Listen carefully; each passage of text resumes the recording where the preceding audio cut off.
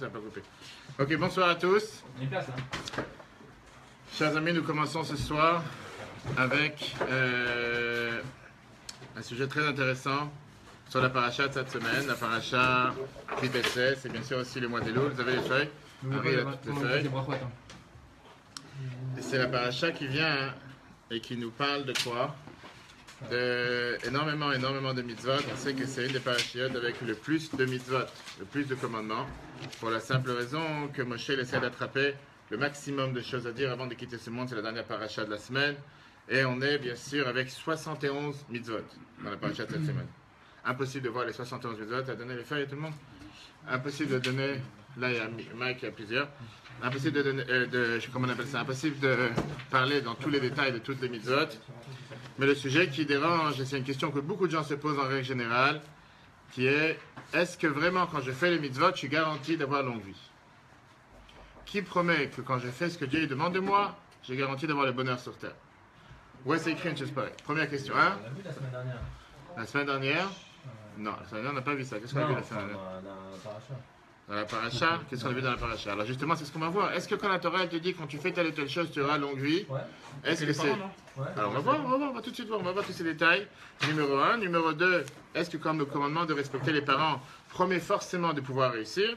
Et troisièmement, quelle différence entre le jugement qu'on a tous les jours et le jugement de Rosh Hashanah? Mais avant tout, commencer avec une très belle histoire qui a été racontée par un des soldats de Tzahal, des commandants de Tzahal, durant la guerre de Kippour. 13 octobre 1973. Pendant la guerre du Kippour, c'était une situation catastrophique dans le front sud. Il y avait l'attaque égyptienne qui a commencé depuis le matin très tôt. Et ils ont fait tomber tous les postes, tous les gardes, tout ce qui était les barrières que Tzahal avait mis, une après l'autre, sans s'arrêter. Le dernier poste qui est resté, c'était le front de Budapest, ça s'appelait comme ça. Et ça, c'était en réalité la dernière frontière avant d'arriver à Tel Aviv. Et si jamais ils auraient fait tomber cette dernière barrière, on va dire que Tzahal avait mis en place, ils seraient arrivés librement à Tel Aviv sans aucun problème. Dans cette base, il restait 98 soldats. En phase 2, il y avait 120 tanks égyptiens. Le commandant de la base, c'était Moshe Levi. Et lui, il a dit, au pire des choses qu'on pourra faire, qu'on pourra réussir, c'est peut-être gratter la peinture des tanks égyptiens. À tel point, ils se sont dit, comment on va affronter 98 soldats, 100 tanks sans rien, devant 120 tanks, et je ne sais pas combien de soldats sont dans chaque tank, dans l'autre camp. Un des soldats s'appelait Zandani, et lui, il s'est levé, il a sorti un livre de Tehillim, et il a dit, avec ce livre, on va gagner l'ennemi. Il a commencé à dire Tehillim à voix haute, tous les soldats, ils ont mis leur casque, pas forcément les équipés, ils ont tous répondu Amen. Chaque Tehillim qu'il disait, il disait Amen, et comme ça, il participe. Moshe Levi, qui était le commandant de la base, il était dans l'euphorie, dans l'atmosphère, ils ont commencé à... Et il a fait un vœu devant tout le monde, il a dit, si jamais on gagne la victoire, en tout cas on gagne ce qui se passe ici, je promets de commencer à mettre de tefillin tous les jours. Grâce à Dieu, ils ont réussi à gagner ce combat précis. Ils ont réussi à bombarder pas mal de tanks égyptiens. Le reste se sont enfuis, se sont tournés, se sont enfuis. Moshe Levi, il a même reçu pour ça la médaille de la force, Hot Gvura, et il a été proclamé Gibor Israël, fort du peuple juif, fort de Tzahal, etc. Malheureusement, comme toute bonne chose, il y a eu aussi des grands malheurs. Zandani a été tué. Celui qui a demandé à tout le monde de faire Tehillim. Et Moshe Levi a perdu la main sur laquelle il devait mettre les tefillin. Sa main gauche sur laquelle il devait mettre les tefillin, il a perdu. Mais il est resté en vie. Après la guerre, il est parti voir beaucoup de rabbinim, beaucoup de grands rabbins. Il leur a demandé comment est-ce possible que Zandani, c'est celui qui a fait en sorte que tout le monde se réveille et tout le monde ait la foi en Dieu et demandé à tout le monde de faire Tehillim, c'est lui qui a été tué. Et comment ça se peut que moi, que j'ai promis que si jamais je réussis, je vais mettre des tefillin tous les jours, et Dieu il a fait que j'ai plus de main. Qu'est-ce que je passe? Je ne peux plus faire un... Personne n'a donné une bonne réponse. À la fin, il est arrivé à New York. Il est parti voir le rabbi. La première question, c'est dans une vidéo. Si vous voulez, après, appelez-moi, je vous enverrai le lien. Quand il raconte cette histoire, avec la main, aujourd'hui, là, comme une fourchette, ce qu'on appelle les prothèses. Il est arrivé chez le rabbi. Il a demandé, voilà, j'ai une question, je voudrais avoir une réponse. Qu'est-ce que ça veut dire? Celui qui a la foi en Dieu, celui qui fait Torah et mitzvot, il mérite de tel malheur. Comment est-ce possible que le seul croyant de notre base, c'est lui qui est mort? Et moi qui prends sur moi un vœu de dire que je vais mettre de tefillin tous les jours, je perds la main. Le rabbi dit que pense un instant. Vous êtes 98 personnes contre 120 tanks. Naturellement parlant, vous aurez tous dû mourir. Ce Mazandani, qui était un tzaddik, il a donné sa vie pour sauver tout le reste. Et toi, qui étais à la chef, le commandant de la base, toi, tu aurais dû mourir le premier. Mais grâce à ton lien avec Dieu, à ce moment-là, Dieu il a fait en sorte que tu perds seulement la main. Ça, c'est la réponse que la Bible a donnée. C'est intéressant de voir la vidéo et comment lui, il analyse ça et il dit que ça l'a vraiment tranquillisé, ça lui a donné une certaine compréhension, etc. Et pourquoi cette histoire? Parce que c'est une histoire qui nous dérange dans la question dans la vie de tous les jours. On ne peut pas se voiler la face, on ne peut pas mentir et dire qu'on voit que tous les juifs qui sont pratiquants religieux, qui font la Torah et les mitzvot, ont le paradis sur terre. Et tous ceux qui ne font pas forcément ce que Dieu demande, ils ont l'enfer sur terre. Alors on n'est pas en train de juger qui que ce soit. On parle d'une analyse. Quand les gens réfléchissent, ils disent comment ça se fait qu'il y a des gens qui font du mal du matin jusqu'au soir? Peu importe dans le monde, pas forcément juifs, non juifs. Et ils ont une belle vie sur terre. Et des fois, il y a des gens qui font tout ce qu'il faut, ils aident leurs voisins, ils s'occupent de leurs parents, ils font tout ce qu'il faut correctement, et ils galèrent et ils ont une vie difficile. Où est la promesse que la Torah te dit que quand tu fais ce que Dieu demande de toi, comme quelqu'un l'a dit tout à l'heure, tu auras longue vie, etc., etc. La question que tout le monde se demande, sans vouloir la demander officiellement, c'est où est le salaire? La Torah nous promet dans plusieurs endroits un grand salaire pour tout celui qui fait les mitzvot. On va voir tout de suite la paracha de cette semaine. 2 mitzvot, 2 commandements, dont une de qui est Shilu Achaken. C'est quoi Shilu Achaken? C'était la fameuse mitzvah dans laquelle, si quelqu'un y voit en marchant dans la rue ce fameux nid avec une mère pondeuse et deux nouveau-nés qui viennent ou bien 2 enfants, je ne sais pas comment je dis, 2 poussins qui sont dans le nid, il ne peut pas. Hein? Zoisillon, merci. Ça, c'est déjà pour être comment dire, officiel. Et malheureusement, il veut prendre les oisillons, il doit d'abord renvoyer la mer, etc. Et la Torah te dit que si tu fais une chose pareille, tu auras le man et il y a même à la fin que tu auras longue vie. Quel rapport à faire une mitzvah pareille, que tu fais un clic de doigt et automatiquement, on va savoir, la mer elle s'envole, et pour ça tu mérites d'avoir une longue vie. Pourquoi une telle mitzvah? Et la question elle est, est-ce que d'abord c'est vraiment le sens simple? Est-ce qu'on se lance avec le mot tu auras longue vie, c'est aussi facile que ça? Ou quand on dit tu auras longue vie, c'est pas forcément dire longue vie, ça a un autre sens. La vérité, je vous dis que seulement quand on arrivera à la fin du cours, on aura toute l'expérience, toute l'explication, parce qu'il y a pas mal de questions qu'on va voir ensemble, etc. Et deuxièmement, deuxième point qu'on va voir, combien de fois on dit que le salaire des mitzvot, le salaire pour faire les commandements, c'est dans le monde futur, pas dans ce monde? Sans arrêt, on n'arrête pas de le dire. C'est la question. Hein? Les comptes de Dieu. Une seconde. Donc, est-ce qu'il y a d'abord une différence entre le salaire qu'on reçoit ici et le salaire qu'on reçoit dans le monde futur? Oui, quoi? Oui, c'est pas la même chose. Qu'est-ce que c'est pas la même chose? C'est où tu reçois le salaire essentiel. C'est pas ici les intérêts, le capital, ou je on va voir, on va y arriver.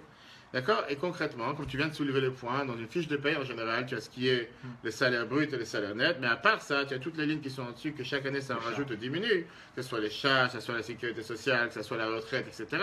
Et donc, qu'est-ce que tu touches dans ce monde, et qu'est-ce que tu touches dans le monde futur? Commençons d'abord avec le Sefer HaEkrim. Et c'est une question très dure. Le Sefer HaEkrim, qui est un des plus grands commentateurs espagnols, au moment de l'Inquisition d'Espagne, au moment que les Juifs ont été expulsés d'Espagne, lui, il vient regarder le chiffre 1, je vais vous traduire chaque mot, et il pose une question difficile. Le chiffre 1, dans le Sefer HaEkrim, il dit la chose suivante. Et il contredit, si on peut dire, la Torah. Il demande une question dure sur la Torah. Il dit, comment quelqu'un peut dire comment ça peut être écrit dans la Torah, dans les chiffres 1, ligne 2, que tout ce que quelqu'un va faire comme mitzvot, il va vivre grâce aux mitzvot. Klomar, ça veut dire, que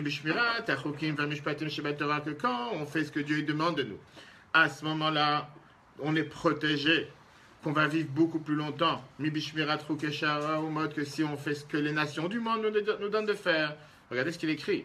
Arezei, Davar, Kazav, c'est un pur mensonge. En 2 mots, c'est comme si on peut dire qu'il est en train de dire que la Torah, ce qu'elle dit, c'est un mensonge. Je ne peux pas dire une chose pareille. Pourquoi il dit ça? Il dit parce que la réalité, elle est que celui qui pratique la Torah et les mitzvot ne peut pas vivre Chaim Gashmiim Yoter, une vie matérielle, Yoter Aruchim, plus longue, Mizulato que l'autre. Enlève ça de ta tête. Ça, c'est sa base. Après, on va discuter, on va débattre, on va voir. Mais ça, c'est la première phrase. Rabbi Yaakov, le Baal HaEkrim, un des plus grands sages de la Torah qui explique la Torah en général depuis 500 ans. Et lui, il te dit, prends pas ça à la lettre. Quelle période? Il y a 500 ans environ. Au moment où il y a eu l'expulsion des Juifs d'Espagne. D'accord? Lui, il vient, il te dit, je suis pas d'accord. Je prends pas ça. En tout cas, il te dit, quand la Torah, il te dit que par ça que tu fais les mitzvot, tu vas vivre longuement, c'est pas à la lettre. Oublie. Parce que tu dis, regarde la réalité, il ne faut pas se voiler la face. Et on peut sortir des centaines de cas, des centaines de preuves, etc. Ok. Pourquoi ça nous dérange cette histoire aujourd'hui? Pas seulement parce que c'est la paracha de cette semaine, on est dans le mois d'Elul. Le mois d'Elul, c'est la fameuse Gemara qu'on va tout de suite voir, la Gemara qui nous dit que pendant Rosh Hashanah Kippour, Dieu il ouvre 3 livres. Et Dieu il essaye de voir qu'est-ce qu'on a fait dans l'année. Il y a ce qu'on appelle le livre des tzadikim, le livre des pieux, le livre des justes dans lequel ils sont tout de suite inscrits pour la vie, pour le bonheur, et tout va bien. Il y a malheureusement les mauvais, les réchaïm, les mécréants, ceux que malheureusement ils ont fait que du mal, ça ne concerne aucun des peuples juifs. Ils sont inscrits forcément dans le mauvais livre. Et après, il y a ceux qui sont les intermédiaires entre les deux, ce qu'on appelle dans le langage de la chassidoute les beinonim. Et cela, c'est pour ça qu'on a Rosh Hashanah Kippour, 10 jours de faire tchouva pour réparer ce qu'on n'a pas pu faire de bien dans l'année. Et à ce moment-là, Kippour, on est tous inscrits dans le bon côté. La question qui est demandée, malheureusement, on voit plusieurs fois que le système ne fonctionne pas. Il y a une faille dans le système. Il y a peut-être la loi, mais la loi, elle ne fonctionne pas comme il faut. Qu'est-ce que ça veut dire qu'on voit pas? On voit qu'il y a des réchaïm, des mecs, des mauvaises personnes, qui ont longue vie. Ils sont en train de fumer la pipe, j'ai besoin de repos à 110 ans. Et personne n'aura rien demandé. La doyenne du monde, etc. De l'autre côté, on voit l'inverse, qu'il y a des justes qui partent de ce monde très jeunes. Que ce soit des enfants que Dieu nous en préserve, que ce soit des adolescents, que ce soit des jeunes couples. Et on se dit, mais pourquoi? Avec tout ce qui se passe, et tout ça, pas seulement en Israël, dans le monde, je dis, on est au courant. Et la deuxième question qui est, alors je ne comprends pas. Il y a une différence entre le jugement Rosh Hashanah Kippour et le jugement de 120 ans. Quelle différence entre ces deux jugements? Ou c'est exactement le même type de jugement, sauf que Rosh Hashanah Kippour, c'est, on va dire, c'est un minima, c'est pour faire un petit bilan, et à 120 ans, on fait le grand bilan. Et là, on va voir tout de suite ce que Ramban Nachmani, Rabbi Moshe ben Nachman, lui, il pose cette question dans le fameux discours de Rosh Hashanah. Le fameux discours de Rosh Hashanah, le Ramban, il a toute sa vie voulu aller en Israël. Le neveu de Ramban, Maïmonide. À la fin de sa vie, il est parti en Israël. Premier Rosh Hashanah qu'il arrive en Israël, il a fait un long discours Rosh Hashanah dans la ville de Akko. Et là-bas, il a parlé comment fonctionne le jugement sur terre et comment fonctionne le jugement dans le monde futur. Regardons le chiffre 2. Viens Ramban, Drachat Ramban de Rosh Hashanah, il te dit comme ça, Rabbi Yochanan. Comment Rabbi Yochanan a pu trancher? La Gemara, qu'on va tout de suite voir après. Chez tzadikim gmurim nirtavim venertamim le'altar lechaim. Que les tzadikim justes et pieux sont tout de suite inscrits et scellés pour la vie dans les jours du jugement. Est-ce que vraiment tu penses que tous les justes vivent et tous les non-justes meurent? Regarde ce monde. Regarde tous les plaisirs qu'il y a dans ce monde. C'est tout pour les mauvais. Lui, il va vraiment à l'extrême. Et il te dit encore plus que ça. Voilà ce qui est écrit dans la Gemara. Ils viennent et ils t'inversent le problème. Et ils te disent dans la Gemara Kiddushin, celui qui a plus de mérite que de péché. On lui fait du mal. Il a des souffrances dans ce monde. Pour le nakotom avonatar, pour le nettoyer de ses fautes. Et qu'il puisse prendre un salaire parfait dans le monde futur. C'est ce qui est écrit d'un côté dans la Gemara. On dit aussi celui qui a beaucoup de fautes, plus de fautes que ses mérites, mais on lui donne tout le bonheur et tout le bien-être dans ce monde. Le shalem sera misotar pour lui payer les salaires de ce qu'on lui doit dans ce monde. Ou le tordom, il lui dit merci, au revoir, tu arrives au monde futur, on t'a déjà donné ce qu'on te doit, tu n'as plus rien à faire ici. C'est écrit dans la Gemara qui déchire. Alors c'est pas on, lui là, alors encore une fois, là on est en train de répéter un mot que Ramban, il te dit, voilà c'est écrit dans la Gemara. Donc lui s'appuie sur cette Gemara pour te dire comment est-ce possible de dire que les justes sont inscrits dans le livre de la vie et du bonheur. Et tu as des gens que le lendemain de Kippour ils traversent la route et pourtant c'est des justes. Et ça c'est dans sa dracha, dans son long discours, dans son long contexte. Et donc encore une fois, c'est juste pour renforcer encore une fois la question. Alors comment fonctionne le système? Est-ce que ce qui est écrit, c'est tel qui est écrit? Ou bien non, tu ne dois rien t'attendre dans ce monde. Ce que tu fais dans ce monde, tu n'as aucun salaire, tu n'as aucun mérite. Et le reste, ça arrivera quand dans le monde futur, etc. etc. Pour ça, on va raconter une histoire qui est racontée dans la Gemara Sanhedrin. Là, dans la Gemara qu'on vient de voir, c'est la Gemara qui déchire, je te dis, la page 39. La Gemara Sanhedrin, on ne l'a pas ici dans le chiffre 3, mais on aura. La Gemara nous raconte une histoire merveilleuse. Une histoire dans laquelle on voit, dans une ville, il y avait un tzaddik, un juste, un saint, un pieux, que toute sa vie, il a fait que des bonnes actions. Son voisin de palier, c'était un bandit, un voyou. Et c'était quelqu'un qui, en général, c'était un contrôleur des impôts, à l'époque, que toute sa vie, il allait enlever l'impôt des pauvres. C'est comme aujourd'hui, on a certains endroits où, malheureusement, quelqu'un qui n'a pas payé l'EDF ou qui n'a pas payé la facture, la dernière minute, on va le couper, etc. Malheureusement, Dieu il a fait en sorte que les deux sont morts le même jour. Le plus grand tzaddik et celui qui était, on va dire, le plus mauvais sur terre de la ville. Et donc les gens de la ville ils se sont dit, j'ai deux enterrements à aller, à quel enterrement on va? On va à l'enterrement du tzaddik, on va pas aller à l'enterrement du voyou. Les enfants du rachat, du mauvais, ils se sont dit, c'est pas juste. Notre père, c'est leur père, etc. Ils se sont dit, le seul moyen de pouvoir avoir un minyan, quelqu'un, quelque chose qui pourrait être avec l'enterrement de notre père, c'est de suivre le cortège du tzaddik, de suivre le cortège du juste. Automatiquement, même si on est à l'arrière, automatiquement, il y aura quelques personnes, il y aura quelques mondes, etc. Tout d'un coup, on entend un bruit comme à l'époque, trompette, va savoir quel bruit, une alarme dans la ville, dans le village, qu'il y a des voyous, des bandits, des cambrioleurs qui arrivent dans le village. Donc tout le monde a essayé de s'enfuir pour faire en sorte que malheureusement, qu'ils n'ont pas volé leurs biens, qu'ils n'ont pas leur volé leur maison, etc. Et qu'est-ce qu'ils sont enfuis? Ils ont laissé les lits ou les cercueils, ils ont laissé sur place. Ils ont dit on va laisser, on va protéger nos maisons et on revient. En revenant, ils se sont embrouillés, si on va dire. Ils ne se rappelaient pas quel lit était le lit du tzaddik, quel cercueil était le cercueil du juste et quel cercueil était le cercueil du non-juste.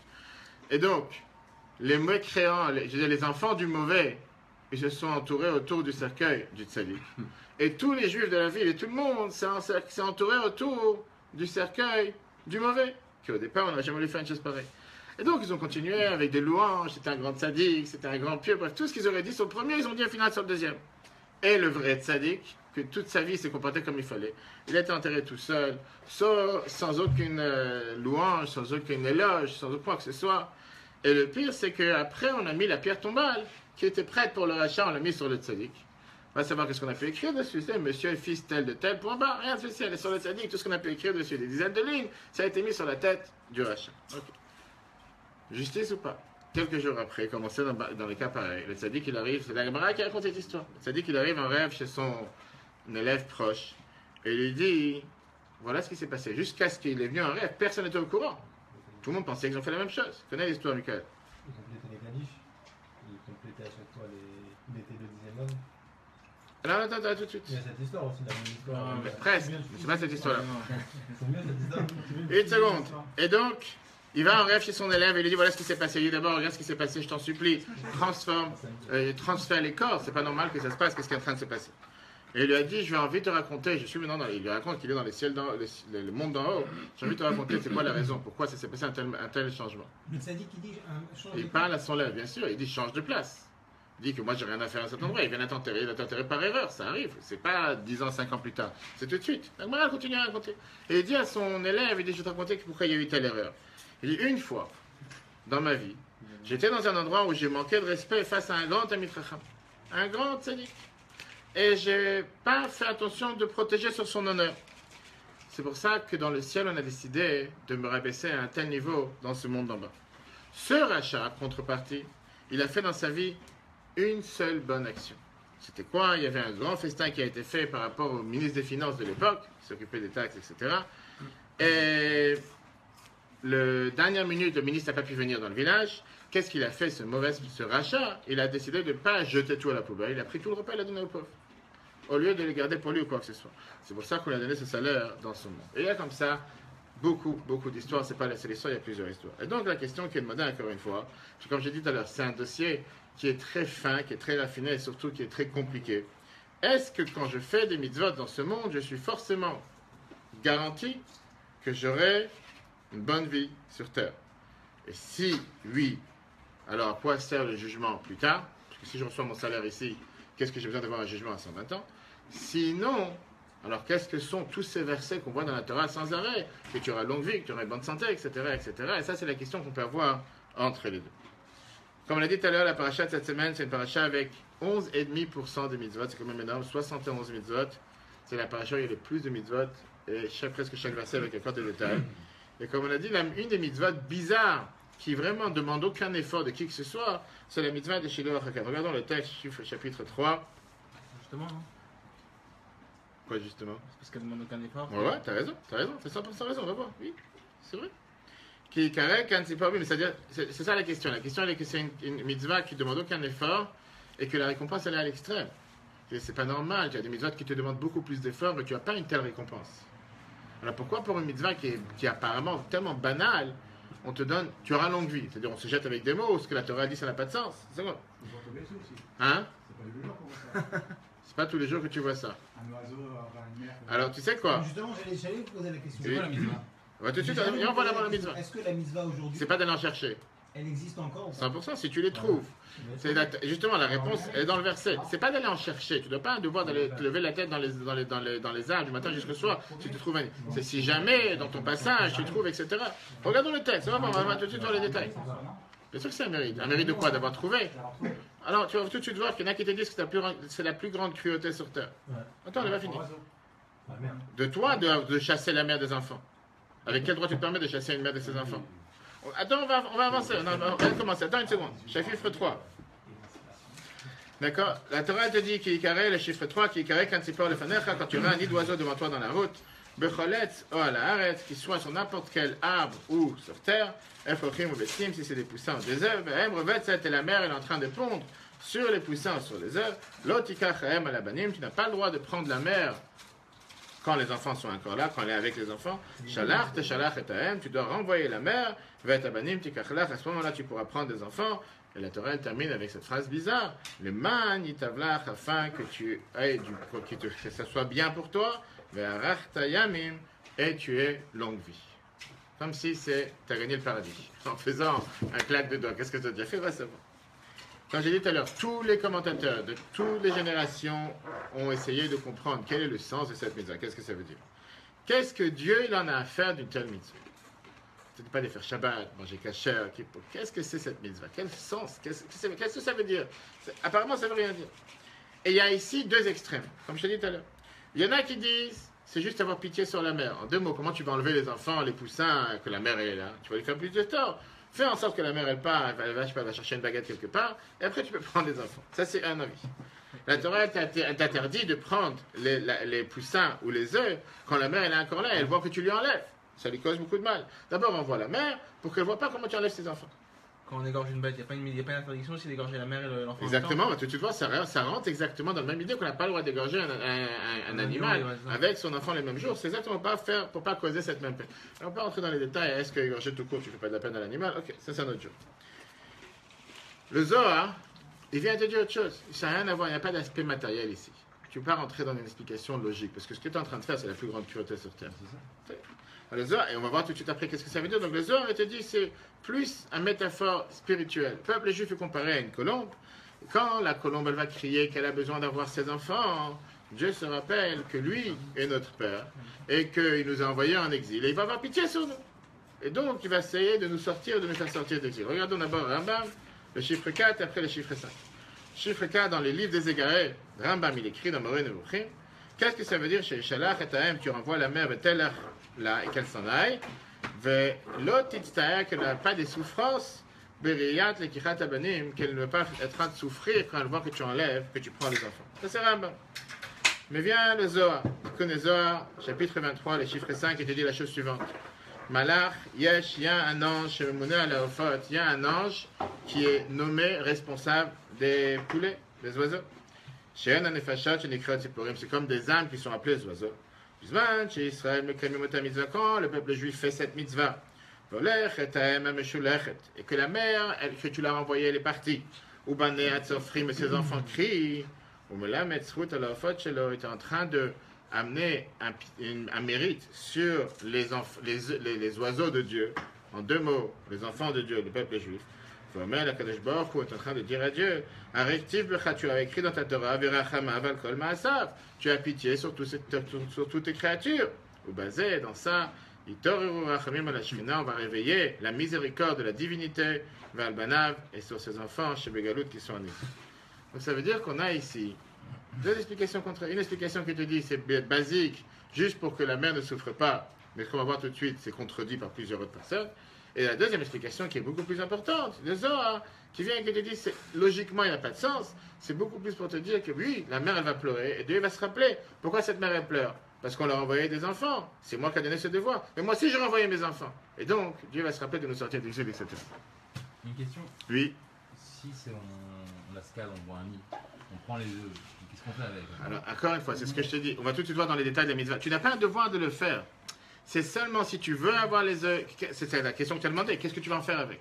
Il n'y a pas ici une mitzvah d'aller le faire pour le Moi, faire. ça m'est arrivé quand j'étais jeune, j'étais gamin, j'ai D'accord. vu des œufs, je les ai pris. Et qu'est-ce que t'as fait avec? J'ai mis à la maison une petite boîte en coton sur le radiateur. Et ça n'a pas poussé. Si, ça s'est éclos. Ah oui? Ah, ça a duré après 3-4 jours parce que je savais pas leur nourrir. C'est pas quoi faire. D'accord. Ils sont pas aussi. Donc ça se peut que tu as fait 2 balles, 2 pêches. On va voir les détails. Et là, pour répondre à ta question, c'est justement le prochain débat. Le débat qu'il y a entre ces deux idées, entre l'idée du Zohar et l'idée du Maïmonide, pour répondre à ta question, le débat il est la suivante. Et c'est un débat à la chic important, concret par rapport à cette mitzvah. Est-ce que c'est une mitzvah positive, qui veut dire je dois le faire dans n'importe quel cas, comme dans ton cas, j'ai vu, j'ai trouvé, il faut absolument que je le prenne et que j'en aille. Je savais pas la mise à moi, c'était. Je dis, c'est le débat qu'il y a dans la...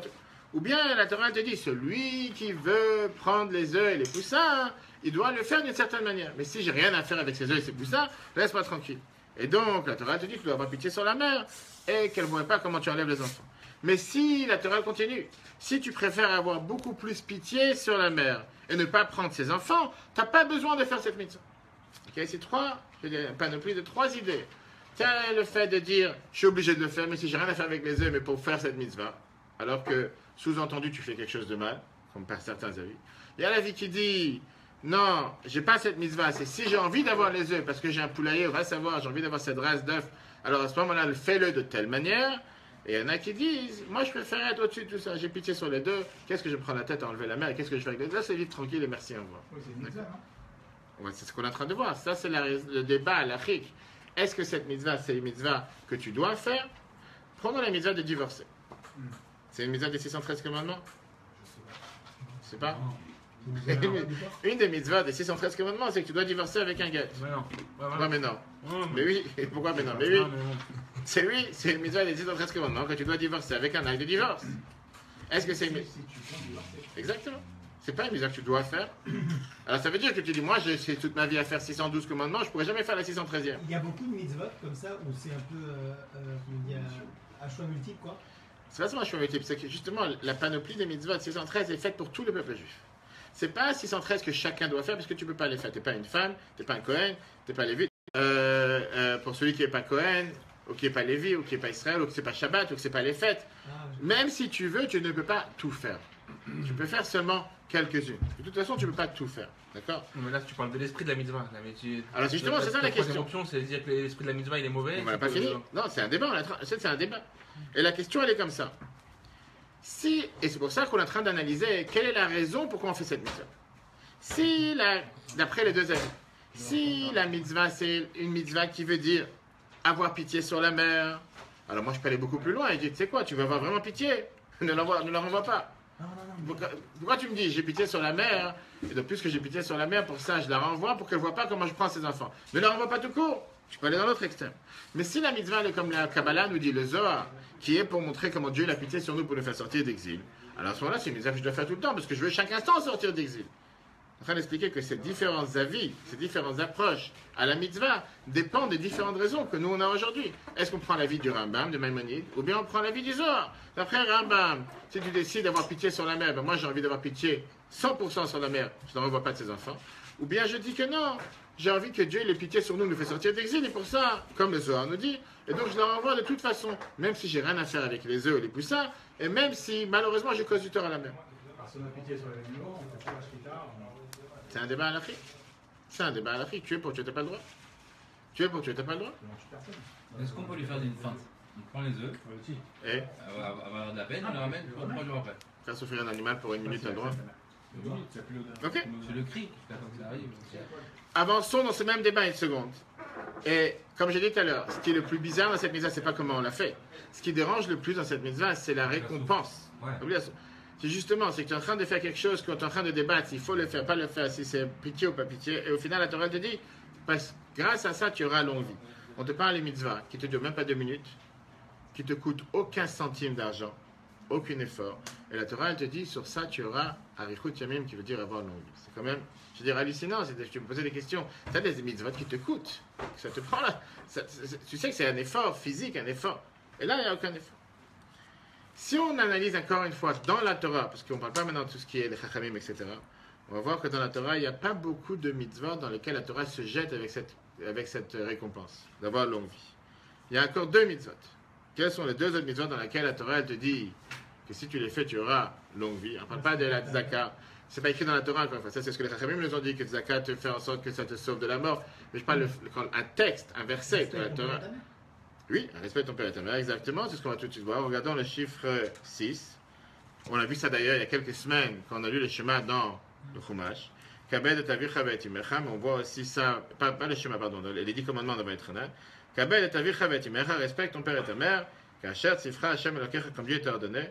Le man yarich yamecha, afin que tu aies longue vie, ou le man yitavlach, et à chaque fois la Torah te dit, c'est intéressant, c'est pas le cours d'aujourd'hui, mais on verra la prochaine fois, ça fait déjà 2 fois qu'on dit tu aies longue vie et que tu aies du bien, que la longue vie que tu as, ce ne soit pas juste une longue vie, être avec des machines ou être assis sans rien faire, mais que ce soit une longue vie que tu en profites exactement. C'est pour ça que la Torah à chaque fois l'accentue, longue vie et que ce soit une bonne longue vie, pas juste une longue vie sans rien faire. Ça c'est une mitzvah, et bien sûr on a la paracha de cette semaine, la deuxième mitzvah dans laquelle la Torah te dit encore une fois tu auras une longue vie, la paracha de Kitetse, Even Shlema Vatzedek Yelach, que tu dois avoir les poids et les mesures dans le commerce de manière équitable. Tu ne peux pas avoir un poids qui pèse 100 grammes, c'est écrit dessus que c'est 100 grammes, en vérité c'est 95, comme ça tu peux gratter 5 grammes de chaque personne. Et à ce moment-là, la Torah te dit si tu fais une chose pareille, et Arich Unyamecha, tu auras longue vie. C'est 2 autres mitzvot que la Torah te dit tu auras longue vie. Alors la deuxième, combien de fois quand, à l'époque, aujourd'hui il n'y a plus ça, à l'époque quand tu allais dans le marché, tu avais les balances, et il y avait les poids. Et les poids, tu as un poids d'1 kilo, un poids de 500 grammes, un poids de 1000 grammes, etc. La Torah te dit que tu dois avoir des poids équitables. C'est des poids que si le poids s'écrit dessus 1 kilo, c'est vraiment 1 kilo. Tu ne peux pas avoir 1 kilo que c'est écrit 900 grammes. D'accord? Même si tu me dis qu'au marché en général, les gens ne vont pas forcément couper la tomate en quart ou entière pour te dire 1 kilo plus, ils te donnent. Mais la Torah dit toi, tu dois être droit. Alors, même si c'est retransmis aujourd'hui cette mitzvah dans des autres contextes. Mais la Torah, c'était quand tu as des différents poids, différentes tailles, que ce soit de manière, que ce soit équitable, que ce soit de manière vraie. Tu n'es pas en train de tromper les gens. Arrêtons-nous sur la mitzvah la plus connue que tout le monde en parle sans arrêt, qui est la mitzvah de respecter les parents. Alors concrètement, respecter les parents, la Torah te dit qu'il n'y a pas de limite, il n'y a pas de fin. Tu dois respecter les parents jour et nuit, quand tu veux, surtout quand ils sont en âge avancé, surtout quand ils sont âgés. Et la Torah te dit que pour ça, tu as besoin d'avoir beaucoup de force, beaucoup pas seulement de force, beaucoup d'énergie, beaucoup de patience. Mais c'est surtout, ça te prend énormément de temps. Alors il y a une phrase intéressante qui est racontée dans le livre, que pourquoi la Torah elle a promis d'avoir une longue vie pour celui qui s'occupe de ses parents. C'est comme s'occuper de ses parents, ça prend énormément de temps. Alors le temps que tu as perdu à t'occuper de tes parents, Dieu te le rallonge. Ça, c'est pas mal, comme on dit. Très bien. Mais à part ça, bien la Torah te dit que la Gemara nous raconte la fameuse histoire avec Rabbi Tarfon, qui avait porté, qui faisait en sorte que sa mère âgée marchait sur la paume de ses mains. Et comme ça, elle pouvait avancer jusqu'à ce qu'il arrive à la synagogue. Et ses amis lui ont dit, sache que tu n'as même pas accompli la moitié de ce que la Torah te dit de respecter les parents. En démonte encore loin du compte, alors que lui, il était assis en train de marcher par terre pour que sa mère se fasse pas mal aux pieds. À l'époque, pas forcément qu'ils avaient tous des chaussures, etc. Et elle marchait sur sa paume de main pour pouvoir pas se faire mal aux pieds. Et avec ça, on lui disait, t'as encore rien fait. Okay. La deuxième mitzvah qu'on a vue, qu'il faut être droit dans le commerce, etc. On peut comprendre, des fois, quelqu'un, il veut avoir un gain rapide, au lieu de se suffire d'un gain tranquille, d'un gain à long terme. Donc, il va truquer les points, il va faire en sorte que les choses ne sont pas correctes. Pour ça, la Torah te dit, écoute, pas besoin de te prendre la tête, sache qu'il y a un Dieu sur terre, tu fais les choses droites, les choses correctes, tu auras longue vie, tu auras assez de temps dans ta vie pour gagner ce que tu as envie de gagner. Très bien. Mais encore une fois, oublions ces 2 mitzvot. Comment cette mitzvah de renvoyer la mère du nid est rentrée dans ce lot? On peut comprendre les 2 autres qu'on a dit, le respect des parents, ça prend du temps, ça prend des forces, ça prend de l'énergie. Là, tu as envie de gagner de l'argent tout de suite, très bien. Mais là, qu'est-ce que tu as? Tu es dans ta route, en train de marcher, tu es sur ton portable, tu vois un bonjour, au revoir, avance. Qu'est-ce que t'as rien fait, t'as rien fait. Pourquoi tu dois forcément faire cette mitzvah et en plus tu as de ça une énorme récompense? Il y en a même qui disent, imaginons 2 frères, dans la même famille. Un qui a toujours été présent pour ses parents, l'autre qui n'a jamais été présent pour ses parents. Mais une fois dans sa vie, il a vu un nid avec cette fameuse maman, on va savoir, cette fameuse, peu importe, la mère, sur les poussins. Elle fait un clic de doigt, la mère est partie. Les 2, ils finissent 120 ans, 180 avec inflation, sans aucun prix. C'est pas juste. L'autre, il dit, t'as jamais rien fait pour tes parents, t'as jamais été là quand j'ai besoin de toi, t'as jamais été présent. Et lui qui a tout fait pour ses parents, pourquoi ils ont les 2 les mêmes salaires? Harry, il a donné tout à l'heure un début de réponse. Dans pas mal de livres, c'est écrit que la Torah, elle te dit justement, elle a voulu te prendre ici les 2 extrêmes. Pourquoi elle a voulu te prendre les 2 extrêmes? Qui est d'un côté le respect des parents, et de l'autre côté, elle a voulu te dire renvoyer la mère du nid, pour te dire que ces 2 mitzvot, ce sont des mitzvot qui n'ont aucun point commun. Un, c'est quelque chose qui te prend énormément de force énormément de courage. Et d'ailleurs, ça rentre dans le sens qu'on appelle du chesed, de la bonté, faire de la bonté envers les autres. Alors que renvoyer la mer du Nil, c'est quelque chose qui, des fois, comme il a dit tout à l'heure Charlie, des fois c'est dans la dureté, c'est dans la rigueur, des fois ça n'a pas de sens, tu ne comprends pas, tu n'as pas de pitié sur la mer, pourquoi tu renvoies la mer, etc. Et ça fait de la peine de voir la mère pleurer, que tu l'envoies balader alors que ses enfants ils sont encore là. Viens, la Torah te dit justement, servir Dieu, tu dois servir Dieu de deux manières. Avec bonté, et des fois quand ça te demande de faire quelque chose que tu ne comprends pas et qui n'a pas de sens, et que après tes yeux c'est même quelque chose qui peut être un acte de cruauté, tu dois quand même le faire. Ça c'est, on va dire, un mot du Midrash, qui est l'explication, mais pas l'explication au sens simple. Rashi vient et te dit, pourquoi la Torah t'a donné ce salaire d'avoir une longue vie dans ces deux mitzvot? Pour te dire justement qu'il n'y a pas ici une mitzvah légère et une mitzvah dure. Comme d'ailleurs on a vu dans Pirkei Avot, viens pas me dire qu'il y a une mitzvah qui est dure à faire et une mitzvah qui est légère à faire. Dieu il a voulu te montrer que chaque mitzvah, le but principal c'est de faire ce que Dieu lui demande. C'est pas qu'une est plus facile et une est moins facile. Et c'est pour ça que la Torah elle te promet justement que ce soit une mitzvah qui te paraît difficile et une mitzvah qui te paraît facile. Dans les deux, tu as la même récompense. Pour te montrer qu'il n'y a pas de différence entre les mitzvot. Tu ne veux pas commencer à dire ça me va, je le fais, ça me va pas, je le fais pas. La Torah te dit les deux c'est égaux. Et puisque les deux c'est égaux, tu dois faire exactement les deux sans aucune différence. Revenons maintenant à notre première question. Si la Torah te dit celui qui renvoie la mer du nid, il est garanti d'avoir longue vie, est-ce que c'est le sens simple, sens figuré? Est-ce que c'est juste pour te faire une mitzvah, mais elle n'a même pas pensé un instant dans ce qu'elle était en train de dire? Et comment dans la réalité des faits ça s'accomplit dans la vie de tous les jours? Je ne sais pas si vous vous rappelez ce qu'on a vu la semaine dernière avec notre fameux personnage qui était le personnage qui a fait toutes les bêtises sur Terre et qui a fait tchouva à la dernière minute. Et je vous avais dit que ça on verra la semaine prochaine, parce que là c'est l'histoire de la suite. Cet épisode, c'est un épisode qui a fait en sorte de pouvoir, on va dire, briser la foi en Dieu de certaines personnes. En réalité, il y a une seule personne qui a quitté la religion à cause de ces questions-là, que la Gemara nous raconte, qui est arrivé en disant que si jamais cette chose-là, que la Torah te dit que quand tu revois la mer du Nil, tu auras longue vie, c'est pas vrai. Tout le reste de toute la Torah n'est pas vrai. Quel épisode? Alors, il y a deux versions à l'épisode, j'ai amené ici les deux versions. Il y a une épisode, oui. Il y a la Gemara Kiddushin, page 39, et la Gemara Choulin, elle vient, elle te dit, tu peux enlever le haut. La Gemara Choulin, elle te dit la chose suivante, qu'il y avait un enfant, qu'il a fait ce que son père lui a demandé. Son père lui a dit, va enlever, tu vois, si ce nid avec la mère et les poussins, va chasser la mère pour m'amener les poussins. Et donc il a fait ce qu'on appelle Kibud Aver, il a fait le respect des parents. Il est monté sur une échelle pour aller chasser la mère des poussins. Et une fois que la mère est partie, l'échelle tombe un coup de vent et il est mort. Il a eu les deux mitzvot de la Torah en un seul coup, qui te disent d'avoir longue vie, et à ce moment-là, il est mort. Notre cher ami, comment il s'appelait la semaine dernière? Après, si on peut dire, ou bien Elisha ben Avouya, la Gemara nous dit, il a vu une chose pareille, il a dit, si ça c'est faux, tout le reste est faux. Laisse-moi tranquille, merci, au revoir. Mais la Gemara te dit, c'est le seul. C'est le seul qui a quitté toute la Torah. Alors, il y a beaucoup d'explications dans la Gemara pourquoi il a quitté, etc. Mais ça, c'est une explication essentielle. Regardons dans le texte. La Gemara Choulin. 7. Shalach teshalach et la Torah te dit, tu as un devoir de renvoyer la mer. Voilà que celui-là, il est monté à la tête de l'arbre. Benafal va mettre et il est descendu, il est tombé, il est mort. Ou bien le Rosh Abinyan, ou bien il est monté à la tête du bâtiment. Benafal va mettre, puisqu'il pour chercher ce nid, il est tombé, il est mort. Et Chantuvo Shelze. Où est sa récompense? Qu'est-ce que ça veut dire quand tu as dit qu'il va avoir longue vie? Et la Rabbi Yaakov, entre parenthèses, Agmara Choulin te dit c'était le petit-fils de Acher, le petit-fils de Elisha ben Avouya, à qui il a réparé ce que son grand-père avait fait comme erreur. Et mort, mais attends, je vais te dire la nouvelle. Qu'est-ce que ça veut dire les Ma'ani Tavlar? Comme on l'a dit tout à l'heure, à chaque fois la Torah, elle te dit pas seulement tu auras longue vie, elle te dit à la fin que tu auras du bonheur, et après tu auras longue vie. Tu auras du bonheur dans ce monde, longue vie dans le monde futur. Il a rajouté ce détail. Ça, c'est Rabbi Yaakov qui vient être une chose pareille, c'est son neveu, son petit-fils, pardon.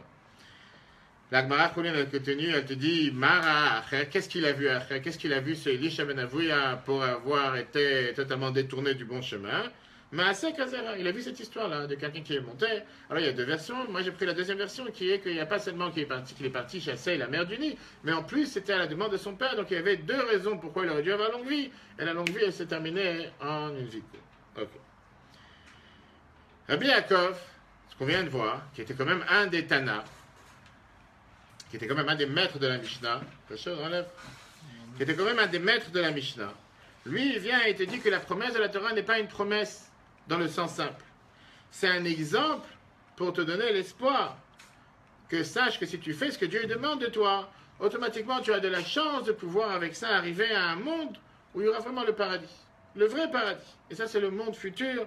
Mais dans ce monde, la Torah ne parle à aucun instant d'avoir n'importe quelle récompense matérielle et physique.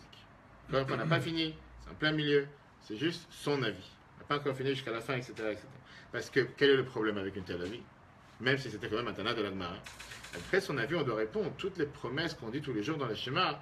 On est dans la paracha de Chokotai avec les bénédictions et les malédictions. Dans les schémas, Vayam Shamoa, on n'aurait pas de dire qu'on enverra la parnassa et qu'on verra la pluie si on fait ce que Dieu demande de nous. Alors il y en a qui te disent, pour répondre justement à ce Tana, que en vérité, les promesses que la Torah t'a dit, c'est seulement quand la collectivité le fait. Si tout le monde ensemble le font, alors on aura la pluie pour tout le monde, on aura la parnassa pour tout le monde, etc. Mais si c'est seulement quelques-uns qui le font, à ce moment-là, le mérite, il sera dans le monde futur. Mais ça, on n'est pas tous d'accord avec ça, parce qu'au final, sans arrêt, la Torah te promet des bienfaits pour tout ce que tu fais. Donc on ne peut pas seulement dire que tout ça, ça n'a aucun sens. Ça a un sens seulement dans le monde futur, mais pas dans ce monde. C'est pour ça que, pour ne pas faire sortir hors du contexte toutes ces promesses que la Torah nous donne sans arrêt, pour ne pas rester avec la vie de Rabbi Yaakov, on doit comprendre qu'est-ce que ça veut dire justement quand dans la tfila qu'on va dire dans quelques semaines, le jour de Rosh Hashanah, la fameuse tfila de Untan et Tokef, où on parle avec le fait qu'aujourd'hui Dieu nous inscrit, ce qu'il faut, Dieu nous scelle, et que cette année Dieu décide qui va être riche, qui va être pauvre, qui va être en bonne santé, et le contraire. Si tu me dis que de toute façon tout le mérite et tout le salaire est dans le monde futur, alors à quoi ça sert de se prendre la tête? Qu'est-ce que tu pries Rosh Hashanah? De toute façon, il n'y a rien sur terre. Donc tout le reste est dans le monde futur. Qu'est-ce qu'il y a? J'investis Rosh Hashanah pourquoi? Pour que dans 120 ans j'aurai une récompense? C'est pas de ça que je prie Rosh Hashanah. Et d'ailleurs, toute la prière de Rosh Hashanah, on n'arrête pas de demander à Dieu des bonheurs matériels. Sefer Chaim Tovim, d'être inscrit dans le livre de la vie matérielle, d'avoir du bienfait matériel, d'avoir du... On n'est pas en train de demander ici des choses spirituelles. Donc comment tu peux me dire non, oublie le matériel, il n'y a pas de matériel sur terre. Le matériel, les bienfaits matériels, c'est plus tard. Tu auras ta récompense plus tard. Alors qu'est-ce que je fais ici? Pourquoi je prie tous les Rosh Hashanah? Qu'est-ce que je suis en train de demander? Je prie cette année pour jusqu'à l'année prochaine. Pourquoi faire? À quoi ça sert? On va voir ici, comme je l'ai dit tout à l'heure, deux extrêmes. D'abord la vie de Rambam, et avant la vie de Rambam, on va voir une prière que nous disons tous les matins. Et tout celui qui lit la prière le matin et qui comprend ce qu'il dit, il a déjà la réponse à toutes les questions. Et après ça, on va voir bien sûr la vie que le Rabbi nous explique, comment la Chassidoute merveilleusement explique qu'est-ce que ça veut dire ce salaire dans ce monde et le salaire dans le monde futur. Quelle prière on dit le matin, tous les matins, avant même de commencer à mettre les tefillin, etc. Dans les brachot, une fois qu'on a dit Modani, on commence à donner toutes les différentes bénédictions, que Dieu nous a donné la possibilité de s'habiller, etc., etc. Et il y a la fameuse Mishnah qu'on dit après, avant de mettre les tzitzit, Elu Devarim, chez Adam. C'est pas le livre juif, le livre de prière juif. Ah, tu commences après. Ok. C'est une Mishnah qu'on dit tous les matins dans la prière. Et malheureusement, des fois, on ne s'arrête pas sur cette Mishnah. Regardons ici, le chiffre 8. C'est à la fin des brachot, juste à la fin des brachot, après le 4 Kohanim, après la bénédiction des Kohanim dans les brachot. On dit comme ça, d'après la Gemara Shabbat, bien sûr. Et le Devarim, Shadam, tu as les Sidor, je te montrerai dans le Sidor, c'est écrit. Et le Devarim, Shadam, Ochel, Perotem. Hein? Tu as maintenant, je te montrerai maintenant.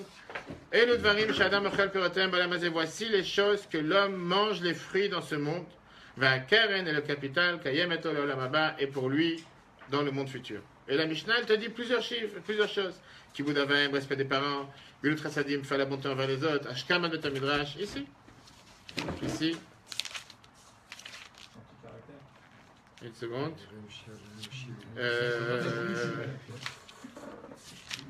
C'est vrai qu'ici, tu n'as pas le Sidor. C'est vrai qu'ici, elle n'est pas ici. Pas exactement, voilà, ici. Non, pas forcément les Galéchins. Mais là, ici, regarde, ici, tu l'as. Juste après, juste après ici, juste après, tu as ici en général, juste après cette prière, ici, à l'intérieur de la Torah, après on a la bénédiction des Kohanim, on l'a juste après cette Mishnah. Ici, elle n'est pas. C'est pour ça que vous savez pas. C'est mon erreur. Mais en tout cas, dans toutes les prières, on a dit cette Mishnah, juste à la fin des brachot. Et la traduction qu'on dit en général, c'est c'est une Mishnah. On te dit voici les choses que tu manges, les fruits dans ce monde, et le capital dans le monde futur, le respect des parents, faire la bonté envers les autres, se lever tôt le matin, aller à la synagogue tôt le matin et le soir, avoir les invités, aller visiter les malades, s'occuper d'une jeune mariée, raccompagner quelqu'un qui est décédé, approfondir le sens de la tefila, amener la paix entre un et l'autrui, et l'étude de la Torah est plus importante que tout. C'est une Mishnah de la Gemara Shabbat, et c'est ce qu'on dit tous les matins dans la prière. On voit ici que la Torah, la Mishnah, te dit clairement quels sont les mitzvot dans lesquels on a un salaire dans ce monde. Quelle est la particularité de tous ces commandements? C'est le fait que ce sont tous des commandements qui sont entre un homme et l'autre. Entre un homme, une personne et son ami. Ce pas des commandements qui sont entre. On n'a pas dit ici Shabbat, Kasher, Kippour. Tous ces commandements qu'on parle, visiter les malades, respect des parents, avoir des invités, accompagner quelqu'un à sa dernière demeure, faire la paix entre l'un et l'autre, tout ça, ce sont des commandements qui sont en règle générale pour la société, être sociétale. La réponse, elle est que la Torah t'a donné ici des mitzvot pour pouvoir faire en sorte que la société puisse se maintenir et s'entretenir et être en paix l'un avec les autres. Pour faire en sorte que la vie dans ce monde, ce soit une vie beaucoup meilleure que si jamais chacun il aurait été pour soi. On ne serait pas parti visiter les malades, on ne serait pas parti accompagner les morts, on ne serait pas parti inviter les invités, on ne serait pas parti respecter les parents. Bah, c'est vrai dans quel monde on aurait vécu. Et alors, Rambam il te dit, la Torah elle vient, elle te promet ici, mesure pour mesure. Tout celui qui accomplit ses commandements et il fait en sorte que pour ton ami sur terre, la vie se passe beaucoup mieux, Dieu lui rend exactement la même chose sur terre avec une longue vie sur terre. Le fait qu'il agit de cette manière, automatiquement, Dieu lui rend mesure pour mesure sur terre. Le fait que tu es parti voir un malade, tu es parti visiter un malade, tu as allégé sa souffrance, Dieu fera en sorte que tu n'auras pas de souffrance. Le fait que tu t'es occupé de tes parents, comme on a dit tout à l'heure, si jamais tu considères que tu avais du temps perdu, Dieu te rembourse ce temps. Le fait que tu es parti faire en sorte d'amener la paix entre deux personnes, Dieu va faire que toi aussi tu auras tes soucis qui vont être arrangés. Tout ce qui se passe, tout ce que tu as agi envers l'autre pour faire en sorte que la société dans laquelle on vit, ce soit une société meilleure, Dieu va faire en sorte qu'on aura une meilleure société. Ce matin, je revenais de l'école, je sais pas, il y avait une manifestation quelque part à Saint-Denis et il y a une personne qui m'arrête, un non-juif, je fais jamais ça en général, prendre quelqu'un dans la voiture, il me dit, vous allez tel chemin, là c'est bouchon, je lui dis, ça vous dérange de venir avec moi? Je lui dis, pourquoi pas? Et après, tu réveillé, il va se lancer, il n'a pas quelque chose. Bref, il monte avec un sac, il commence à discuter, il me dit qu'il travaille dans une maison de repos. Un Français, et on discute pendant 10 minutes. Après, je me suis dit, tu sais quoi, qu'est-ce que j'ai perdu? De montrer qu'on peut faire quelque chose de... Mais c'est vrai que, je ne sais pas pourquoi je l'ai fait comme ça. Ben, ça va, peut-être c'était les cours que j'ai préparés hier, mais il faut faire quelque chose de bien. Par contre, quand tu fais une mitzvah positive, par exemple, les tefilines, manger la matzah, et n'importe quelle autre chose, c'est pas écrit dans la Mishnah. Là, c'est pas écrit que tu manges les fruits dans ce monde. Parce que pour tout ce qui sont les mitzvot spirituels, je veux dire, le salaire, il est spirituel. Les mitzvot matériels, le salaire, il est salaire matériel dans ce monde. Les mitzvot spirituels, le salaire, il est dans le monde futur, il n'est pas dans ce monde. Là-bas, tu auras tous les mérites que tu dois avoir. Regardons exactement comment Rambam décrit ça, chapitre 9. Quand quelqu'un, il fait les mitzvot qui sont aptes à son âme pour sa neshama, en deux mots. Mashayesh Beno Ben Boros qui fait ce qui est entre lui et entre son créateur. À ce moment-là, c'est considéré qu'il a fait quelque chose de bien. Dans le monde futur, Dieu il va lui donner tout ce qu'il mérite, parce qu'il a fait quelque chose, si on peut dire, pour Dieu. C'est quelque chose de spirituel. Avant que tu aies assez à mitzvot, mais quand tu fais des mitzvot d'atluyot qui dépendent, dans tout ce qui est l'avantage et tout ce qui est le bienfait des êtres humains sur terre, l'un envers l'autre, bien sûr que tu auras les salaires dans le monde futur, c'est ça que tu les as fait au final, parce que Dieu nous demande de les faire. Le fiche a ça à mitzvah, tu as fait la mitzvah, mais il rajoute, mais tu vas aussi trouver du bien dans ce monde, dans le monde d'en bas. Pourquoi? Parce que tu as fait en sorte que tu t'es bien comporté envers un être humain sur terre.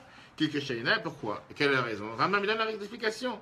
Parce que quand tu te comportes d'une telle manière, à ce moment-là, les autres ils vont se comporter comme toi. Et donc, lui aussi va recevoir un tel salaire. C'est une chaîne qui n'arrête pas de s'enchaîner. Toi, tu fais du bien vers l'autre, toi, tu fais du bien vers l'autre, toi, tu fais du bien vers son voisin. Et on vit dans un monde meilleur. Et c'est toute cette définition de dire que si chacun y met son allumette, si chacun y rajoute sa lumière sur terre, le monde il sera éclairé. Et donc, bien sûr, la Mishnah termine avec le Talmud Torah. Étudier la Torah, c'est plus important que tout. Pourquoi? Parce qu'en apprenant la Torah, tu fais en sorte que les gens ils sont éduqués, que les gens ils savent quoi faire, comment se comporter. Et le monde devient un monde de bonté, pas un monde de mal. Dans une lettre que Rabbi a écrite avant qu'il devienne Rabbi, Rabbi a écrit une lettre à une personne et disant la chose suivante. Il a amené un exemple. Il y avait un juif qu'il avait donné un don pour imprimer des livres de Torah du Rabbi précédent. Et le Rabbi lui dit, malgré que le salaire pour ce que tu as fait, c'est dans le monde futur, dans les choses spirituelles, mais le fait que tu as imprimé ce livre, un livre de Torah, automatiquement tu as donné la possibilité aux gens d'apprendre la Torah et d'avoir des bons caractères pour savoir comment se comporter sur terre. Tu as fait en sorte, grâce à ton geste, que les gens vont se comporter de manière beaucoup mieux que qu'est-ce que c'était avant. Donc grâce à ça, tu mérites d'avoir pas seulement un salaire spirituel dans le monde futur, mais tu auras aussi un salaire dans le monde d'en bas. Donc on a ici les deux composants. D'après cette explication, on peut maintenant essayer de comprendre la réponse que Acher, notre cher ami, n'a pas compris. Même si son petit-fils, il a compris, tout à l'heure, ce qu'on a vu tout à l'heure, comment il a expliqué en disant ne rêve pas qu'il n'y ait pas de salaire dans ce monde ou dans le monde futur. Cette mitzvah qu'il a fait, ce n'était pas une mitzvah matérielle, c'était une mitzvah qui est totalement spirituelle. Et d'ailleurs, au contraire, il y en a même, comme on l'a dit tout à l'heure, qui disent que c'était une cruauté envers cet oiseau, de faire une telle mitzvah, de le renvoyer. D'ailleurs, que le Zohar vient et te dit que c'est quelque chose qui est beaucoup plus spirituel que matériel. Alors, qu'est-ce que ça veut dire si c'est comme ça quand la Torah te dit tu dois le faire parce que tu auras longue vie? Longue vie dans le monde d'en haut, pas dans le monde d'en bas. Lui, il a pris les choses de la manière comme elles sont écrites au sens simple.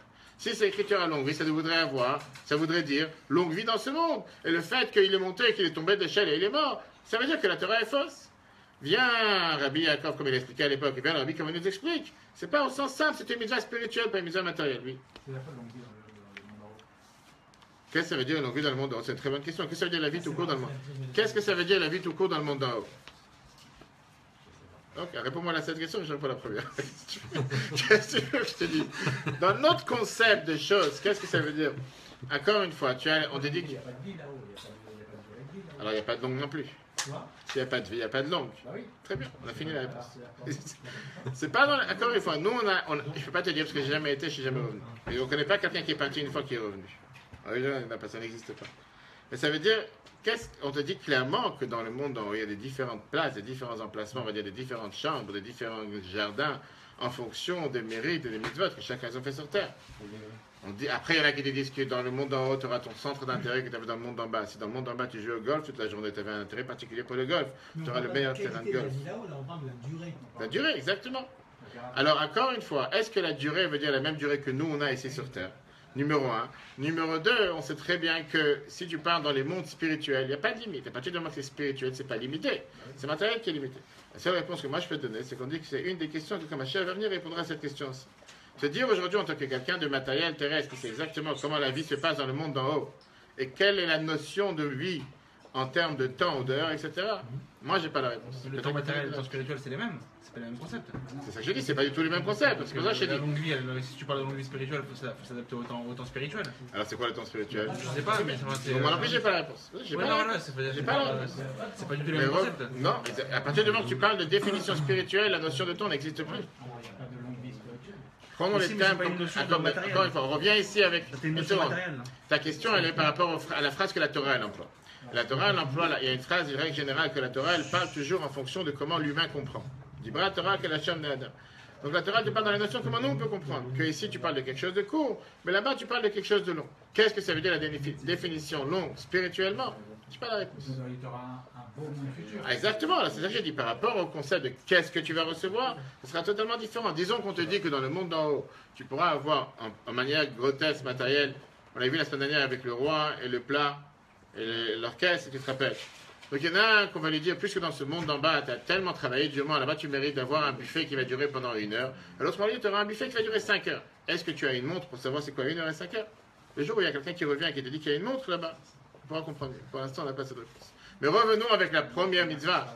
Hein? Merci pour la réponse. C'est très clair. Ok. Maintenant, quand tu reviens par rapport à le respect du père et la mère, on l'a dit tout à l'heure, c'est pas une mitzvah spirituelle, c'est une mitzvah matérielle. Pourquoi c'est une mitzvah matérielle? Parce que c'est une mitzvah qui fait en sorte que la société, elle vit de manière beaucoup mieux qu'avant. Qui fait en sorte que si quelqu'un il voit, regarde comment il se donne pour ses parents, moi aussi je vais donner pour mes parents, etc. À ce moment-là, quand la Torah elle te dit par rapport à cette mitzvah que tu auras longue vie, c'est dans ce monde d'en bas, dans ce monde ici-bas que tu auras longue vie, pour ça que tu respectes les parents, tu auras une longue vie. D'accord? Regardons le texte 10. Et ça, c'est dans les mots comme le Rabbi l'explique. Shilou achaken, comme j'ai dit encore une fois, on n'a pas fini. Vous allez voir la finale. Shilou achaken, on va envoyer la mère du nid. Et mitzvah, Shebel Makom, c'est une mitzvah qu'il y a entre l'homme et Dieu. Et la reine, et c'est pour ça le Rabbi te dit, le salaire sur cette mitzvah, ou sachar ruchni, c'est un salaire spirituel. Varichut ayamim, et la longue vie chez Nehem Rabba, qui est dit dans cette mitzvah, Ibeolam shekulo aruch, c'est dans un monde qui est infini, le monde futur. Aval, kibud avayam, et le respect du père et la mère. Une mitzvah chevratit, c'est une mitzvah sociale, c'est une mitzvah qui est dans ce monde d'en bas. Veyachat à mitzvot, c'est une des mitzvot chez Uskiru Mishnah qu'on a mentionné dans la Mishnah qu'on a dit tout à l'heure, qu'on dit dans certains livres, tous les matins. Et il devarim she'achlim peotem, qu'on mange les fruits ba'olam hazeh dans ce monde. Et donc, on parle ici, on parle ici d'avoir une longue vie au sens simple, matériel. Et donc, Rabbi te répond à la question qu'on a eue avec notre cher ami tout à l'heure. Velachen, Amaasei, madame, l'histoire avec cet homme chez Nafal va mettre que l'Agmara nous raconte qu'il est monté sur l'échelle et qu'il est tombé, il est mort. Par ça qu'il a renvoyé cette mère du Nil. Oui, il n'aurait rien que la mitzvot. Ce n'est pas une preuve pour tout le reste des mitzvot. Pourquoi? Tu vas chez mitzvah rouchanit, parce que là-bas tu parles d'une mitzvah spirituelle. Ou schara meshulam, son salaire est payé dans le monde futur. Aval be mitzvot rouchanit. Quand tu parles du mitzvah chevratiot, pendant les mitzvot qui sont sociales, les mitzvot dans la vie de tous les jours, schara meshulam b'olam hazeh, leur salaire est payé dans ce monde. Clair jusqu'à présent? Donc on a... Tout de suite, sur le champ. Sur le champ. On va tout de suite voir une histoire que la Torah te raconte dans le Chumash, on va tout de suite voir, avec un autre ami. Si tu le connais, on l'a entendu parler de lui pendant des centaines d'années. On va tout de suite le voir. Mais ça, et donc on peut expliquer, si on peut dire, par rapport à la réponse, par rapport à Rosh Hashanah Kippour, que tous les mitzvot qu'on fait entre la société, entre l'un et l'autre, on reçoit le salaire dans ce monde, et c'est sur ça qu'on est jugé le jour de Rosh Hashanah. On n'est pas jugé sur les mitzvot spirituels. D'ailleurs, on te dit clairement que Kippour, si quelqu'un n'a pas demandé pardon, là, envers ce qu'il a fait envers son ami, il n'est pas pardonné. Kippour ne pardonne pas pour les mitzvot qui sont les mitzvot de la société, les mitzvot de la société. Dans ces mitzvot, on a un devoir d'aller voir son ami, demander pardon si on a fait quelque chose de mal. Et c'est pour ça qu'on sait très bien pourquoi Rambam te dit que pendant le mois d'Elul et surtout les 10 jours de Tchouva, on a l'habitude de rajouter dans la tzedaka. Quel rapport? Pourquoi tu n'as pas dit de rajouter dans la kashrut? Pourquoi tu n'as pas dit de rajouter dans le Shabbat? Pourquoi tu dis dans les choses qui est les actes de bonté de l'un envers l'autre? Parce que c'est justement sur ça qu'on est jugé. On n'est pas jugé sur des choses spirituelles.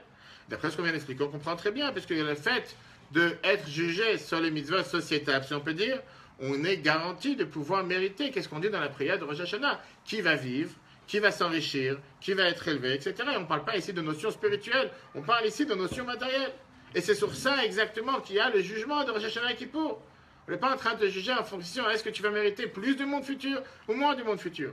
Le long monde, le court monde. On parle ici de notions matérielles. Qu'est-ce que tu vas avoir cette année? La santé, la parnassa pour pouvoir vivre comme il faut, s'occuper des enfants, la satisfaction des enfants. Tout ça, ce sont des choses matérielles. Et pour ces choses matérielles, la Torah te demande de rajouter dans des mitzvot qui sont matériels, pas des mitzvot qui sont spirituels. On ne peut pas terminer ce sujet-là, il reste 2 minutes, sans rappeler un autre point que Rambam ramène, que Mamani rappelle. Que ça a été mentionné, c'est une base fondamentale dans tout ce qui est justement cette idée, cette notion de salaire dans ce monde. Que Rabbi répète ça dans des centaines et des milliers de lettres et de discours. Et ça, c'est le Rambam qui est dans les lois de Tchouva. Dans les lois de Tchouva, chapitre 9, Rambam il vient et il nous dit qu'il y a une autre différence entre le salaire dans ce monde et le salaire dans le monde futur. Comme on l'a dit tout à l'heure, chaque fiche de paye a 2 éléments, si on divise en 2 grandes catégories. Il y a ce qui est le salaire basique et il y a ce qui sont les conditions de travail. Alors, en général, dans les fiches de paie, ce n'est pas écrit les conditions. Mais quand tu travailles chez un employeur, il te dit, tu as ton salaire et après, pour pouvoir faire ce que je te demande de faire, je te donne une voiture, je te donne un portable, je te donne les frais de, je sais pas, dormir à l'hôtel quand tu es en déplacement, etc., etc. Ce qu'il te donne en termes de frais de déplacement, de frais de fonctionnement, etc. Est-ce que ça fait partie de ton salaire? Est-ce que ça fait partie de ton mérite? Ou c'est juste qu'est-ce qu'il te donne pour pouvoir faire ce qu'il te demande de faire? Et donc, ça n'a rien à voir avec le salaire. Le salaire, c'est en plus.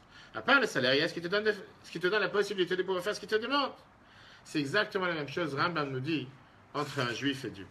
Quand un juif, il fait la Torah et les mitzvot, toutes mitzvot confondues, on va à un niveau plus haut de ce qu'on a dit jusqu'à maintenant, Dieu, il est obligé de lui donner les conditions nécessaires, faciles, pour pouvoir faire ce qu'il lui a demandé. Qui veut dire la santé, la parnassa, la satisfaction des enfants. On ne te parle pas ici d'un salaire, on te parle ici des frais de fonctionnement, des frais de travail, des conditions de travail, que sans ça, si un juif malheureusement n'a pas la santé, s'il n'a pas la parnassa, s'il n'a pas la satisfaction des enfants, s'il n'a pas la tête calme, il ne peut pas faire ce que Dieu lui demande de lui. Et donc Rambam vient et te dit, bien sûr qu'il y a le salaire qui est illimité, qui est généré pour tout ce que lui, qui fait ce que Dieu lui demande de lui, parce qu'il a mérité de faire ce que Dieu lui demande de lui. Et ce salaire énorme, géant, illimité, c'est pour le monde futur. Mais dans ce monde, ce que Dieu nous donne, ce n'est pas partie du salaire, comme on l'a dit jusqu'à présent, c'est beaucoup plus loin que ça. C'est ce qu'il te doit pour pouvoir faire ce qu'il t'a demandé de faire. C'est comme tu prends un employé, tu lui dis, viens travailler dans mon bureau pour travailler dans tel et tel, je sais pas, call center, va savoir quoi d'autre, ou faire du phoning, ou être une secrétaire. T'as pas de téléphone, t'as pas d'ordinateur, t'as pas de table, t'as pas de chaise. Qu'est-ce que tu veux que je fasse? Ça va arriver un jour, il ne peut pas travailler. Ce que Dieu il te donne dans ce monde, en termes de tous nos besoins matériels, c'est pas partie du salaire. C'est ce qu'on a besoin pour pouvoir faire ce qu'il nous demande de faire. Et ça, il nous le doit. Regardons dans le texte. Et c'est des employeurs qui ne t'autorisent pas à partir pour le Shabbat ou qui ne veulent pas faire un contrat ou leur vie. C'est un rapport. Alors, une seconde, c'est quoi la question? Une seconde, c'est quoi la question? Tu t'es pas mieux fait de faire les Torah comme ça.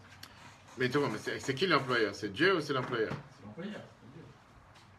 Non, mais dans la vie d'un juif, dans la vie réelle, c'est la même chose. Un juif, il se dit, c'est qui décide sur terre, mon sens? Mais là, il n'y a pas de parnassa, il n'a que trouvé que ce travail qui permet. Il prie à Dieu, il va trouver un autre travail.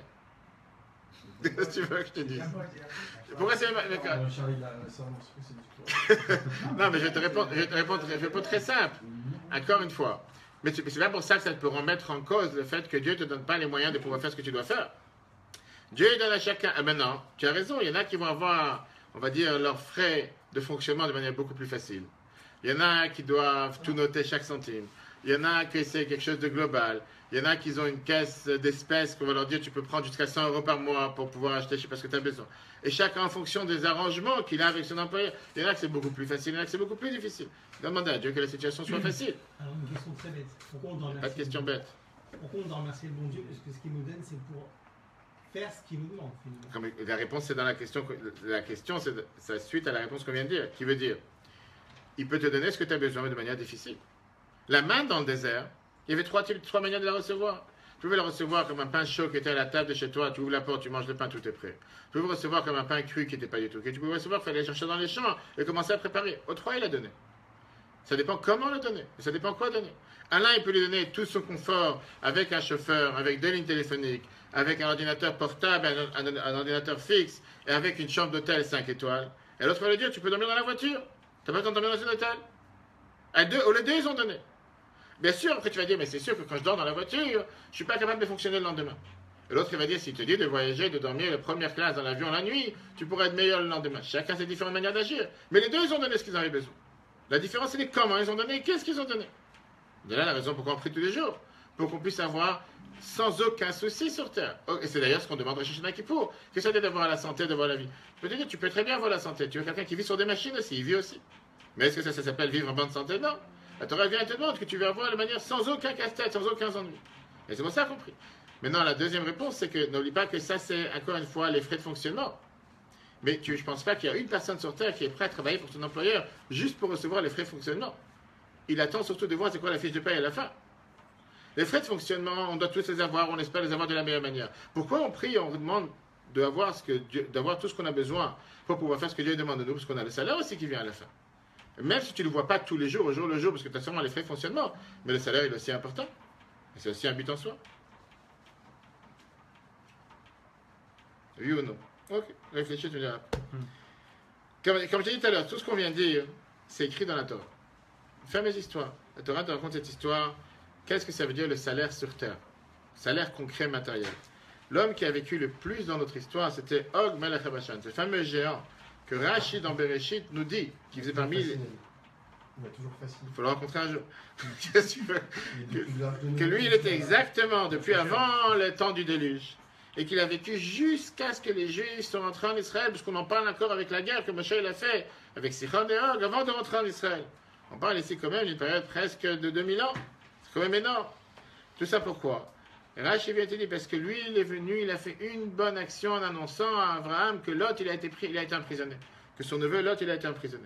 Pour ça, il a reçu un tellement grand salaire, alors qu'en vérité, sa pensée, c'était une mauvaise pensée. Pourquoi il a fait ce qu'il a fait? Parce qu'il voulait qu'Abraham tombe dans la guerre, et quand il va prendre Sarah pour se marier avec Sarah lui-même, comme Rachid raconte des détails. Viens, la Torah te dit, ça te montre la largesse de la main de Dieu, que pas seulement il donne un salaire, il donne à quelqu'un ce qu'il a besoin sur terre, mais il le donne de la manière la plus large, jusqu'à avoir un salaire tellement généreux. Ça, c'était avec Og. Combien plus ça peut être avec quelqu'un qui fait partie du peuple juif, qui fait ce que Dieu lui demande de lui? Combien on peut s'attendre à avoir un salaire beaucoup plus généreux que ce que lui il a eu? Après ça, on comprend maintenant qu'est-ce que ça veut dire ce jugement de Rosh Hashanah et Kippour. Le jugement de Rosh Hashanah et Kippour, c'est que au final, Dieu il voit qui c'est qui le sert sincèrement. Qui c'est qui veut avoir une réussite matérielle? On a le devoir de demander le matériel. Pourquoi? Parce qu'au final, un juif qui demande le matériel, grâce à ça, il le transforme en spirituel. Et donc, puisqu'il fait ce que Dieu demande de lui, grâce à ça, on mérite de pouvoir avoir pas seulement ce qu'on a besoin, d'avoir ça de manière large, pas seulement de manière dans le monde d'en haut, mais concrète dans le monde d'en bas. Regardons ici, dernier paragraphe, le chiffre 11. Alors, encore une fois, on a eu le débat avec ce Rabbi Yaakov qui nous a dit tout à l'heure qu'il n'y a pas de salaire dans ce monde. Le Rabbi dit non. Ah, je l'ai dit Rabbi Yaakov malgré, d'après ce qu'il a dit tout à l'heure, Rabbi Yaakov qui était le neveu de Acher, qui est venu, qui t'a dit, pense pas un instant qu'il y a un salaire dans ce monde. Ein sera mitzvot ba'olam hazeh, qu'il n'y a pas de salaire dans ce monde. Omnam kol, zeu hasachar. Rabbi dit, peut-être qu'il a raison quand il parle de salaire. Aval vadaï, mais c'est sûr, Shakadosh Baruch Hu, que Dieu noten le Yehudi, donne à un juif, kol, tuv, gashmi, tout le bien matériel, ba'olam hazeh, dans ce monde. L'obetour sera pas en tant que salaire. Kim Kedesh et Yuchal le Kayem Torah Mitzvot, seulement pour pouvoir faire la Torah et les Mitzvot, Mitoch Menucha avec tranquillité, Simcha avec la joie, le tout le va et bon cœur. Donc au final, la réponse elle est très simple. Quand on demande la question est-ce qu'il y a un salaire sur terre, 100%, il y a un salaire. C'est pas un salaire comme on pense dans la vie de tous les jours, salaire en termes de employeur qui te donne un salaire.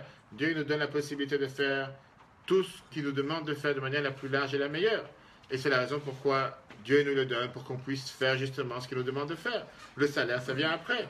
Ce que Dieu nous donne, ce n'est pas une partie de salaire, c'est pour pouvoir faire ce qu'on a besoin. Et plus on fait ce que Dieu nous demande de nous, plus il nous donne les facilités de pouvoir faire ce qu'on a besoin.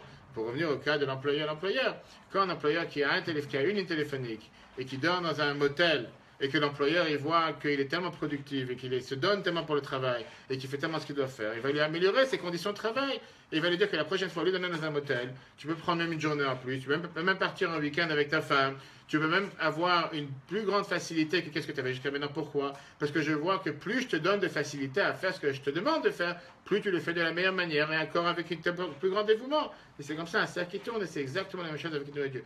Mis à part le salaire qui vient après au monde futur. Ça, c'est ce qu'on doit demander au Rosh Hashanah Kippour, demander à Dieu d'avoir le meilleur santé, matérielle, spirituelle, tout ce qu'on désire. À ce moment-là, on est garanti d'être déjà inscrit dans les livres de la vie sans aucun souci et d'avoir les meilleures conditions de travail. Amen. Sans avoir des casse-têtes avec un patron qui ne voudrait pas ou qui est contre ou quoi que ce soit. Ok.